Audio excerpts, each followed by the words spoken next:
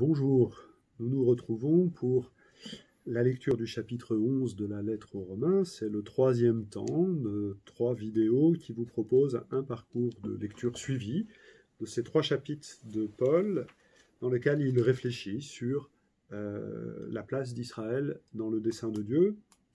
On a vu en lisant le chapitre 9 cette nécessité de l'élection qui se fait par étapes successives jusqu'à ce qu'émerge un reste. Et l'affirmation au chapitre 10, la réflexion selon laquelle nous baptisés, nous faisons partie de ce reste, ce qui n'exclut personne d'autre. Et on va maintenant rentrer dans ce troisième temps, en lisant le chapitre 11, essayer de voir un tout petit peu si on arrive à expliciter quels critères y a-t-il pour faire partie du reste. Il y a des baptisés, il y a Israël qui invoque le Seigneur, mais est-ce qu'on peut être plus précis? La réponse est vous allez être déçus. Mais le texte de Paul est quand même beau. Alors je vous propose qu'on reprenne la lecture. Après avoir dit qu'un des critères selon lesquels Dieu agit dans l'histoire pour susciter le reste, c'est de susciter jalousie entre les partenaires, on va revenir à la question de départ, au chapitre 11, verset 1. Je demande donc, Dieu aurait-il rejeté son peuple? Certes non. Voilà, il faut quand même garder fortement, malgré les critiques qu'on a vues dans l'autre vidéo, il ne faut pas les effacer non plus, mais garder fermement l'affirmation « Dieu n'a pas rejeté Israël », comme le dit le pape Jean-Paul II en 78 en allant à la synagogue de Rome, une alliance qui n'a pas été rompue. Car je suis moi-même israélite, de la descendance d'Abraham, de la tribu de Benjamin. Donc 3 informations qui donnent les origines de Paul, qui confirment ce qui était déjà dit dans la deuxième aux Corinthiens au chapitre 11, dans la lettre aux Philippiens au chapitre 3. C'est même la version la plus brève de ce que Paul peut donner de son pédigré, comme on dit. Quel est le sens de cette affirmation? Eh bien, de montrer que les premiers apôtres, les premiers annonceurs de l'Évangile, sont des Juifs, et que par là, la vocation d'Israël à être lumière des nations est accomplie.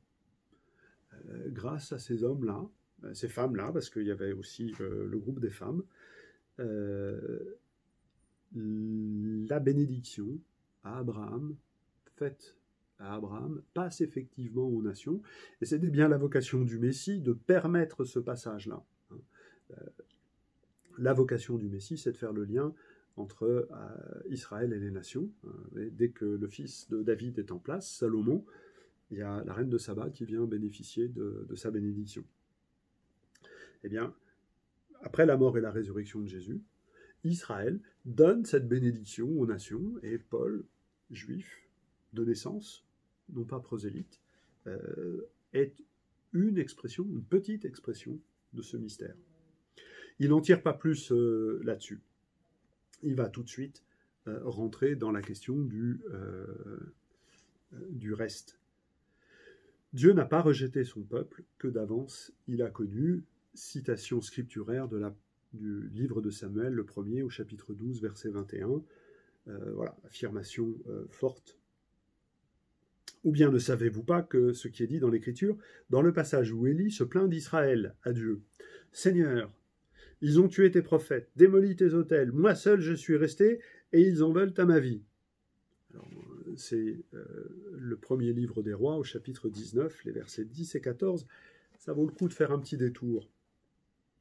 Le prophète Élie, c'est le grand prophète plein de zèle pour Dieu. Voyez, on retrouve des termes qui sont importants dans le deuxième temps que nous avons fait. Et il se trouve qu'il est le seul à croire en Dieu. Il est le seul à être fidèle à l'Alliance. Tous les autres sont tombés dans le paganisme. Enfin, quand il dit ça, il a juste massacré 450 prophètes de Baal sans jamais que Dieu le lui ait demandé. Donc, dans son zèle, il est peut-être intempestif. Et là, il arrive, et du coup, il est obligé de fuir parce que la reine Jézabel en a après lui. Et dans sa fuite, avec des étapes, il arrive à l'Horeb, le lieu où l'alliance a été scellée avec Moïse, et il arrive devant Dieu en lui disant « Moi seul, je suis resté, regarde tous les autres. » Et il ne se passe rien. Il y a l'ouragan, il y a le tremblement de terre, il y a le feu, et Dieu n'est pas là, alors que c'est comme ça qu'il s'était manifesté à Moïse au même endroit. Et puis ensuite, il y a le bruit d'un doux silence, un très bel oxymore, et que Dieu est là. Et donc, Élie, puisque Dieu est là, il lui redit sa plainte. Et il lui redit, moi, tout seul, je suis resté. À lire ce texte à haute voix, c'est très difficile. Quelle tonalité faut dire à la première phrase d'Élie? Quelle tonalité faut-il donner à la deuxième phrase d'Élie? Faites l'essai et vous verrez que du coup, ça vous fera rentrer dans l'intelligence de ce texte. Et qu'est-ce que lui répond Dieu? Je me suis réservé 7000 hommes, ceux qui n'ont pas fléchi le genou devant Baal. Donc on retrouve le terme de reste à travers réservé, les problèmes de traduction, peu importe. Donc Dieu, le Dieu qui n'est pas là où on l'attend, c'est le Dieu qui voit autrement son peuple. Pour Élie, tous des païens, ils ont tous abandonné. Ce Dieu qui se découvre à lui, non pas dans l'ouragan et le tremblement de terre, mais dans la brise du silence, c'est celui qui voit 7000 qui n'ont pas fléchi le genou devant Baal. Il y a un lien qui est très très fort entre ces deux affirmations même du texte. Quelle est la conclusion que Paul tire de tout cela? Au verset 5, de même, dans le temps présent, il y a un reste selon le libre choix de la grâce. Et vous voulez donc savoir qu'est-ce qui est dans le reste? Il se trouve qu'il n'y a que Dieu qui le sait. C'est l'interprétation que je vous propose. Je sais qu'il y a d'autres personnes qui peuvent dire, suite au verset 1, et donc c'est pas complètement dénué d'intérêt, bien au contraire, disent le reste c'est les judéo-chrétiens. Je pense qu'effectivement, dans le verset 1, c'est ça que Paul avance. Mais que là, au verset 5, Paul insiste surtout pour dire Dieu seul connaît les critères d'appartenance au reste.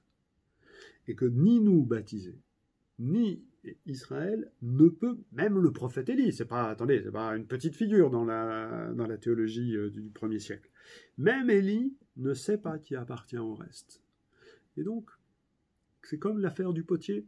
C'est pas le vase qui dit au potier comment il va faire. C'est pas nous qui disons à Dieu quels sont les critères d'appartenance au reste. C'est lui, et qui fait ça par libre choix. Un peu capricieux parfois. Mais si c'est par grâce, ce n'est donc pas en raison des œuvres. Autrement, la grâce n'est plus la grâce. Une tautologie qui est importante à faire. On garde, bien évidemment, le principe selon lequel c'est la grâce qui permet de rentrer dans l'alliance. Et donc il y a un reste aussi à l'intérieur d'Israël, y compris dans la fidélité à la loi, qui lui fait la grâce. Peut-être d'ailleurs que la fidélité à la loi est une grâce que Dieu donne à Israël. Peut-être est-ce Paul veut-il aller jusque-là.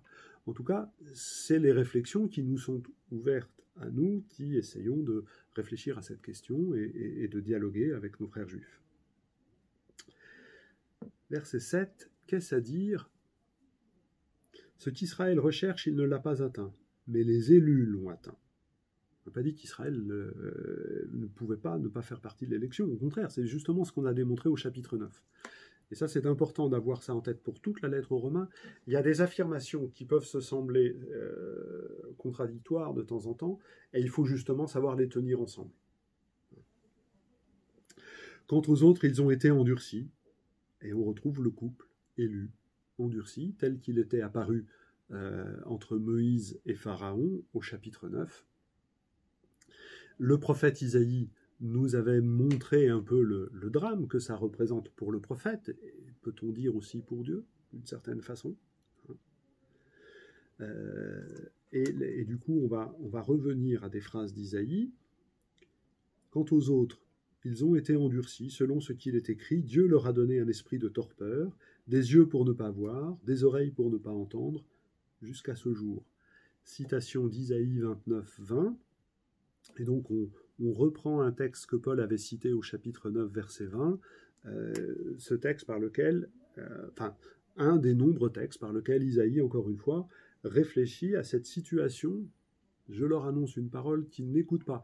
Et bien évidemment, comme on le disait pour Pharaon, plus il leur annonce, moins ils veulent l'écouter. Vous avez déjà essayé de convaincre un enfant qui ne veut pas écouter, plus vous insistez, voilà. Et donc c'est pour ça que la mission du prophète, c'est d'endurcir le cœur. Parce qu'on les met devant une parole. Et si on l'accepte, on y croit et on peut s'appuyer dessus. Sinon, le cœur endurci va se heurter contre le rocher et ça explose. Et c'est notre cœur qui explose. C'est pas le rocher. peut-être parce que le cœur explose que va pouvoir y avoir un cœur de chair. Autre élément qui vient corroborer ce même mystère de la parole, au verset 9, David dit aussi que leur table leur soit un piège, un filet, une cause de chute, un juste châtiment, que leurs yeux s'enténèbrent jusqu'à perdre la vue, fait-leur sans cesse courber le dos. Le lien entre les deux versets, c'est la question des yeux enténébrés. Citation du psaume 69-68, qui est un psaume de la Passion. Juste avant, il y a l'ennemi avec qui je partageais le pain qui m'a frappé au talon. Donc vous voyez comment ces citations que Paul fait dans son texte sont en même temps le fruit d'une méditation de la communauté chrétienne sur le mystère du Christ. Et le fait que ce soit David, ben oui, celui qui a pour charge de faire le passage de la bénédiction d'Israël aux nations, il a lui aussi, pas simplement les prophètes, il a lui aussi été en but, et c'est bien ce que nous croyons.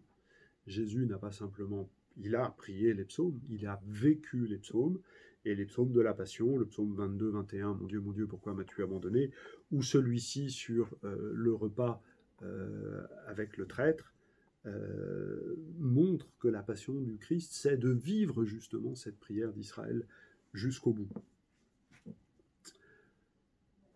Voilà, Paul, avec ce paragraphe, premier paragraphe du chapitre 11, nous a remis devant le mystère de l'élection, dont seul Dieu connaît les critères. On aurait espéré qu'à ce moment-là, il puisse y avoir des choses qui soient dites. Non, c'est seul Dieu qui en connaît les critères.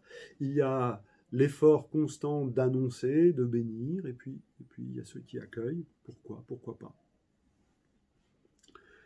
Je pense que c'est pour l'Église aujourd'hui, il y a une réflexion importante. Je sais, que, pour le vivre aussi moi-même, que pour beaucoup d'entre nous, on s'interroge comment se fait-il que nos frères, nos sœurs, nos enfants, nos petits-enfants ne portent pas la foi. Voilà, et là, il y a un texte qui, sans donner de réponse, nous montre que ça appartient au mystère même du Christ. Son meilleur copain, Judas, enfin oui, vraisemblablement, voilà, celui avec qui il mangeait, l'a renié. Et donc, c'est dans ce cadre-là qu'il nous faut porter dans la prière et dans notre méditation ces drames que nous pouvons vivre, de voir des gens que nous aimons ne pas partager notre foi. Paul est pile dans ce contexte-là. Des gens qu'il aime, ses frères de race, ne partagent pas sa foi en Christ, et c'est ça qui meut sa réflexion. Je me demande donc, est-ce pour une chute définitive? Alors maintenant que j'ai fait des actualisations, écoutez la réponse. Certes, non. Voilà. La foi ou la non-foi de quelqu'un n'a rien à voir avec ce qui se passera à l'entrée du royaume. Je crois que la foi, la prière, le service fraternel nous aident à accueillir celui qui nous fera rentrer dans le royaume, mais ceux qui n'y croient pas n'ont pas la porte fermée. Mais grâce à leur faux pas, alors là je m'écarte, c'est la seule fois, de la traduction de la Tob qui dit « grâce à leur faute », littéralement c'est le faux pas. Et je pense que ce sens est plus étymologique, hein, c'est pas une faute d'avoir traduit comme ça, mais c'est plus étymologique, et parfois Paul joue sur l'étymologie, puisqu'on a dit dans la précédente vidéo, la foi est un chemin qui conduit au Christ. Voilà, il y a un faux pas. Grâce au faux pas d'Israël, les païens ont accédé au salut. Pour accéder à la jalousie d'Israël. Vous voyez, on a un verset où Paul commence à nous rendre compte de la logique de Dieu. Israël a fait un faux pas, et nous, on a la grâce. Et bien ça excite la jalousie d'Israël pour que Israël s'interroge et avance. Or, si leur faute a fait la richesse du monde, et leur déchéance la richesse des païens, que ne fera pas leur totale participation au salut? Voilà. Ça aurait pu se passer autrement. Mais tel que ça s'est passé, ça nous a donné la grâce, l'évangile, le salut, l'alliance, la bénédiction. On est dans l'ordre du bien plus encore, hein, un raisonnement que Paul reprend souvent, un type de raisonnement que Paul reprend souvent, bien plus encore, un raisonnement rabbinique, un raisonnement a fortiori dans la culture grecque. Je le dis donc à vous les païens, vous baptisés non-juifs, dans la mesure même où je suis moi apôtre des païens, c'est sa mission à lui, spécifique. Je manifeste la gloire de mon ministère dans l'espoir d'exciter la jalousie de ceux de mon sang. Il n'y a pas beaucoup d'endroits où Paul est aussi intime que ça pour dire quelque chose du ressort de toute son activité. Alors, par fidélité au Christ. Hein. L'amour du Christ nous étreint à cette seule pensée qu'un seul est mort pour tous, 2 Corinthiens 5, 14. Et là, exciter la jalousie de ceux de mon sang et d'en sauver quelques-uns, de leur permettre de faire partie de ce groupe-là.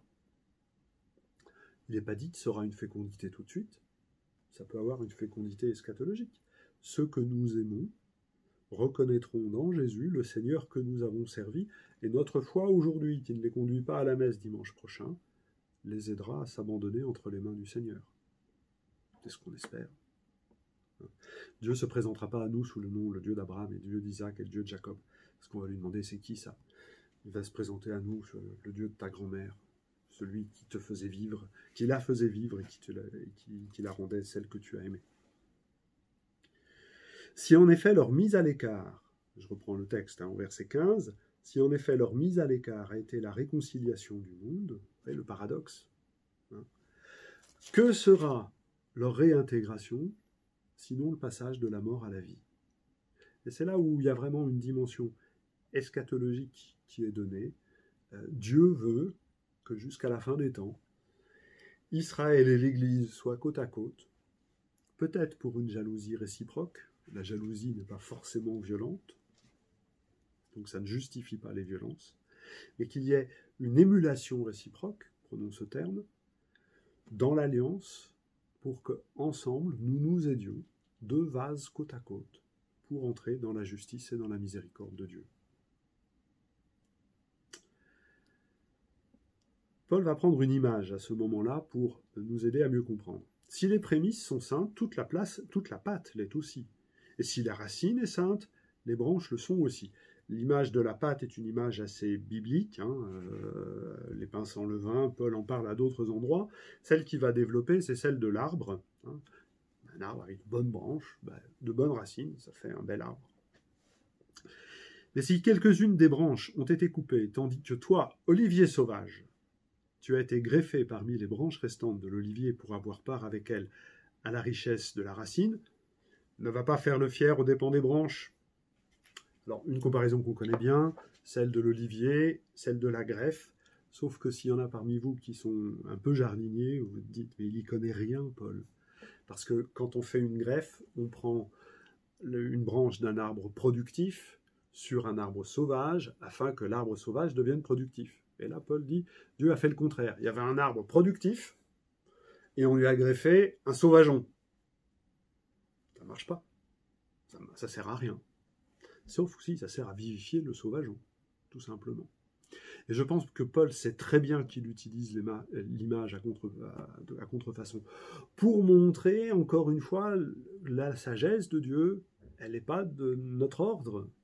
Voilà. En tout cas, le but de l'image, c'est de dire ne va pas faire le fier aux dépens de l'arbre. Toi, tu es une pièce rapportée. Hein, peut-être une valeur ajoutée, mais pas encore tout de suite. Ne va pas faire le fier. Paul a réfléchi sur cette dimension de la fierté. On peut être fier, mais on n'est pas fier devant Dieu. Regarde tout ce que j'ai fait pour toi. On est fier dans le Christ en commençant par confesser tout ce que Dieu a fait pour nous. Et être fier devant Dieu avec tout ce que j'ai regardé, c'est aussi être fier aux dépens des autres. Et donc, dans le cas d'espèces aux dépens d'Israël, ça n'est pas possible. Et alors après ça, pour insister, on va lire le texte rapidement, parce qu'une fois qu'on a pigé ces éléments-là, l'image file est assez fluide. Ce n'est pas toi qui portes la racine, mais c'est la racine qui te porte. Tu diras sans doute, des branches ont été coupées pour que moi, je sois greffé. Fort bien. Elles ont été coupées à cause de leur infidélité, et toi, c'est par la foi que tu tiens. Voilà, le critère de foi revient. C'est Dieu qui décide du critère. Car si Dieu n'a pas épargné les branches naturelles, il ne t'épargnera pas non plus. Alors là, quel jardinier se mettra à couper le greffon qu'il a greffé? Nulle part. Mais voyez, on rentre dans l'image. Dieu nous a pris, nous a mis sur l'olivier qu'il avait enraciné depuis Abraham. Bon, si on l'énerve un peu trop, il va faire la manœuvre inverse. Hein. Considère donc la bonté et la sévérité de Dieu. Sévérité envers ceux qui sont tombés, bonté envers toi. Pourvu que tu demeures dans cette bonté, autrement tu seras retranché, toi aussi. Quant à eux, s'ils ne demeurent pas dans l'infidélité, ils seront greffés. Alors, Dieu a coupé, puis maintenant il remet la branche. Car Dieu a le pouvoir de les greffer de nouveau.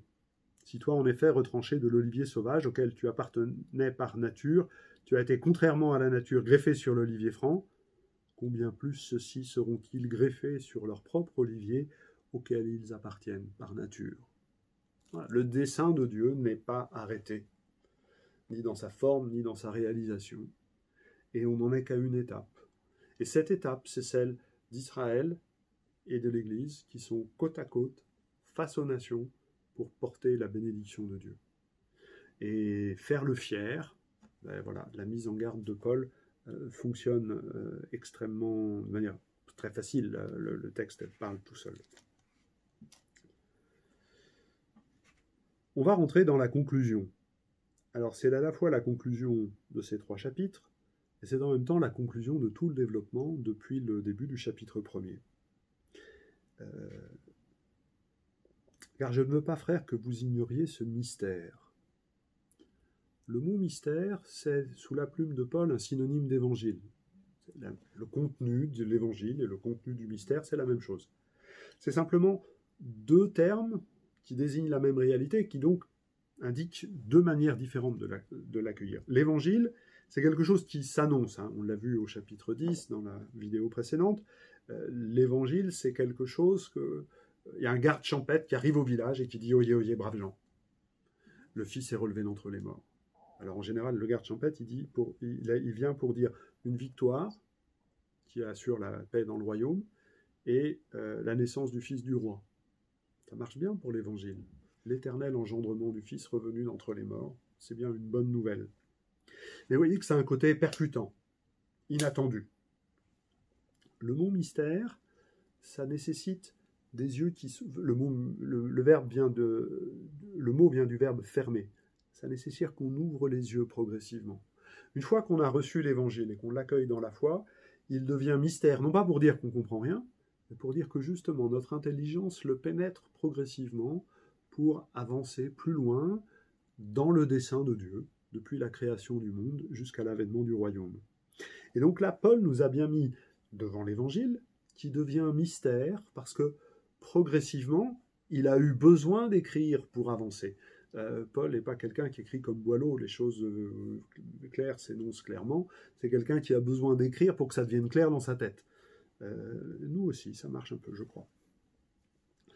Je ne veux pas, frères, que vous ignoriez ce mystère, au contraire, je vais vous faire pénétrer plus avant, et que vous vous preniez pour des sages. L'endurcissement d'une partie d'Israël durera jusqu'à ce que soit entré l'ensemble des païens. Et donc il y a un reste que Dieu seul connaît à travers l'histoire. Israël et l'Église côte à côte peuvent faire partie de ce reste. L'événement eschatologique se caractérisera par l'entrée des païens et d'Israël dans le règne de Dieu. Donc on retrouve la même chose qu'au verset 15, l'affirmation eschatologique de la conversion d'Israël et de la conversion des païens. Les 2 en même temps. Et ainsi, tout Israël sera sauvé. Comme il est écrit, de Sion viendra le libérateur, il écartera de Jacob les impiétés, et voilà quelle sera mon alliance avec eux quand j'enlèverai leurs péchés. Citation d'Isaïe de nouveau, vous voyez, qui revient souvent, 59, 20, 21. Il y aurait un travail qu'il faudrait faire, c'est essayer de retrouver la cohérence de l'interprétation d'Isaïe que Paul fait dans ces versets. Un jour peut-être. En tout cas, ce qui me paraît important, c'est d'avoir repris des phrases qui ne sont pas forcément tellement différentes de celles d'Isaïe 28, 16 sur le rocher et la pierre d'achoppement. Mais l'élément nouveau, c'est celui du pardon des péchés. C'est-à-dire, l'expérience d'entrer dans le reste est une expérience du pardon des péchés. Ceux qui aiment à dire que Paul et Jésus ne racontent pas la même chose, ont là, encore une fois, la preuve du contraire. Par rapport à l'évangile, les voilà ennemis. Paul a pris des coups en annonçant l'évangile, y compris de ses frères juifs. C'est ce qui lui permet d'utiliser ce terme-là, qu'on est prié de reprendre avec prudence. Et c'est en votre faveur, vous, chrétiens d'origine païenne. Mais du point de vue de l'élection, ils sont aimés. C'est à cause des pères. Espace de commentaires. Voilà. Hein. Car les dons et l'appel de Dieu sont irrévocables. C'est une phrase qu'on connaît, qu'on cite souvent, et souvent à raison. Et on voit là le contexte dans lequel elle a été écrite, à propos d'Israël. Voilà. Jadis, en effet, vous avez désobéi à Dieu. Vous qui étiez païens, hein, enfin, voilà, vous étiez idolâtres. Et maintenant, par suite de leur désobéissance, il vous a été fait miséricorde. De même, eux aussi ont désobéi maintenant, par suite de la miséricorde exercée envers vous, afin qu'ils soient maintenant, eux aussi, objet de la miséricorde. Et Paul est arrivé à un point qui est essentiel pour son raisonnement, c'est celui du même critère pour tous, pour l'entrée dans le royaume, pour le salut. Et ce critère, c'est la miséricorde. Pleine continuité avec l'enseignement de Jésus. Alors, on peut être un peu mal à l'aise en disant, par rapport à cette relecture de l'histoire, ils ont désobéi, ça nous fait miséricorde, et maintenant qu'ils ont désobéi, on va leur faire miséricorde. Un côté un peu lapidaire, mais Paul nous a suffisamment mis en garde depuis le début du texte pour nous dire que c'est Dieu qui décide, pour qu'on puisse accueillir cette phrase avec la prudence nécessaire, ces phrases avec la prudence nécessaire. C'est une tentative de rendre compte d'un critère unique pour l'entrée de tous dans le royaume, et ce critère, c'est la miséricorde, et la miséricorde, c'est ce qu'il y a de plus juste. C'est ça. Les paraboles de Jésus, je pense aux ouvriers de la 11e heure, vous savez, celui qui a reçu qu'une pièce d'argent alors qu'il a travaillé 12 heures, il n'est pas content, et la question qui lui est posée, c'est: est-ce que tu serais mauvais parce que moi je suis bon? Moi je t'ai donné ce qui est juste. Et donc pour le maître, dans cette parabole, la miséricorde est la forme la plus aboutie de la justice. Là il y a, à mon avis, un ensemble de choses que l'Évangile, dans son ensemble, nous invite à méditer. Et Paul conclut: car Dieu a enfermé tous les hommes dans la désobéissance pour faire à tous miséricorde. Et la loi joue un rôle essentiel dans ce dispositif-là. Au chapitre 3, elle le dit, la loi donne connaissance du péché. Dans la lettre aux Galates, au chapitre 3, la loi a rendu captifs tous sous le péché, ou plus littéralement, nous a convoqués, au sens de la convocation au tribunal. Il faut aller à la barre et entendre le juge prononcer la sentence. La loi nous convoque tous pour qu'à tous, il nous soit fait miséricorde. Paul estime, après ça à chacun de voir si c'est le cas, qu'il est arrivé au bout de sa question. Dieu n'a pas rejeté son peuple. La parole de Dieu n'est pas en échec. Parce que justement, la parole de Dieu a toujours fonctionné de manière, par élection successive, faire émerger un reste. Et dans ce reste, il y a ce jeu de justice et de miséricorde qui se rend manifeste. Reste 3 versets, 4. Aux profondeurs de la richesse, de la sagesse et de la science de Dieu. La réaction de Paul, c'est des versets qui se lisent facilement, la réaction de Paul, c'est l'action de grâce, c'est la louange, que ses jugements sont insondables et ses voies impénétrables, qui en effet a connu la pensée du Seigneur, ou bien qui a été son conseiller, citation de nouveau d'Isaïe 43, voilà, c'est la lutte contre les idoles, qui a pu conseiller le Dieu créateur?